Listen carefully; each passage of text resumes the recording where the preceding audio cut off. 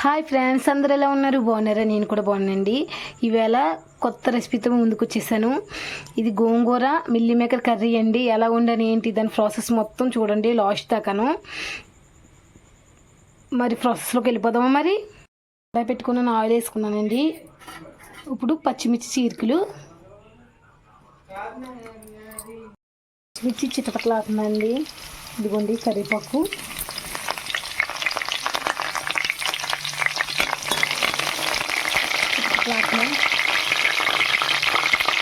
ఇంకా ముక్కలు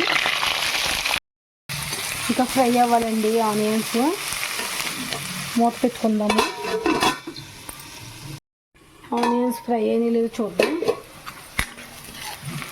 ఫ్రై అయినాయండి.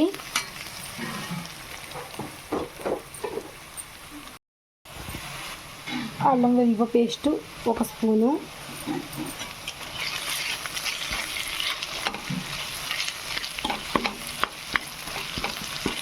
పచ్చివాసన పోయేదాకా ఫ్రై చేసుకోవాలి.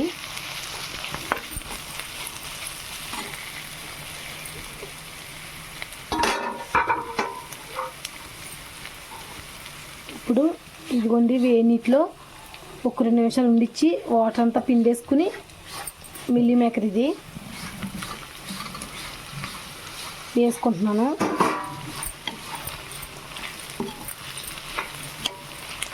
కాస్త లైట్గా అల్లం వెల్లుల్లి పేస్ట్ మసాలా దీనికి పట్టాలి. కాస్త 2 నిమిషాలు మగ్గనిచ్చుకుందాము. మూత పెడుతుంది. 1 స్పూన్ పసుపు, 1 స్పూన్ కారం, పడగా సాల్ట్ అండి, పింక్ సాల్ట్ ఇది.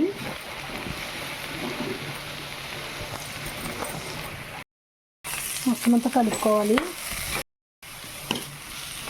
ఉప్పు కారం మిల్లీ మేకర్ పట్టేలాగా మొత్తం అంతా కలుపుకోవాలండి. ఇప్పుడు గోంగూరని వేసుకుందాం. ఇందులో గోంగూరని ఏమి ఉడకబెట్టనండి, ఒకసారి చెప్పాను కదండి. ఆయిల్ వేసుకుని ఫ్రై చేసుకుంటే అప్పుడు మిక్సీ పెట్టుకున్నాను దీన్ని. ఇది ఇప్పుడు అందులో వేసుకుందాము.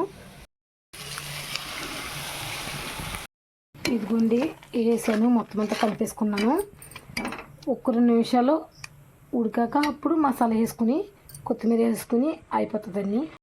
ఏదో చూద్దామండి. మూత తీసుకుని ఇదిగోండి ఉడికింది. ఈ మిల్లీ మేకర్కి పులప కారం ఉప్పు అన్నీ పడతాయి. ఇప్పుడు మనం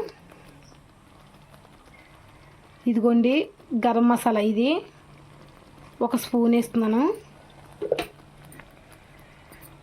ఇదైతే ధనియాలు, జీలకర్ర, గసగసాలు, ఎల్లుల్లిపాయ అండి మిక్సీ పట్టుకున్నాను. ఇది 2 స్పూన్లు వేస్తున్నాను.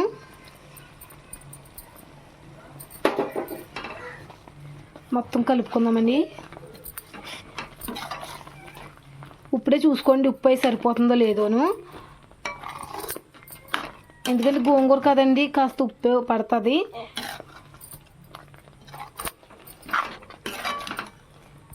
ఇది రైస్లోకి చాలా బాగుంటుందండి. పుల్లగా తినాలనుకున్న వాళ్ళు చాలా బాగుంటుంది, టేస్టీగా ఉంటుంది. ఇది నేను 2సారి ఫస్ట్ సారి వండాను, నచ్చింది.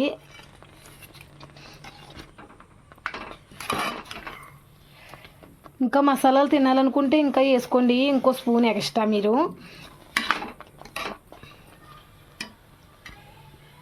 ఒక్క 2 నిమిషాలు ఉడికిన తర్వాత అప్పుడు కొత్తిమీర వేసుకుందామండి. 2 నిమిషాలు ఉడికిపోయిందండి. ఇప్పుడు కొత్తిమీర వేసుకుంటున్నాను.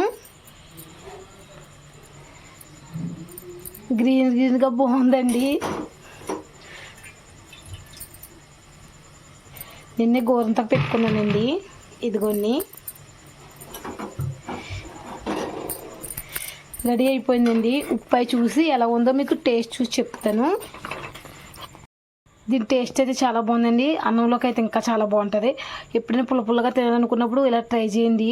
నాన్ వెజ్లా అనిపిస్తుంది మీకు. వీడియో నచ్చినట్లయితే లైక్ చేయండి, షేర్ చేయండి, సబ్స్క్రైబ్ చేయండి. Thank you, bye.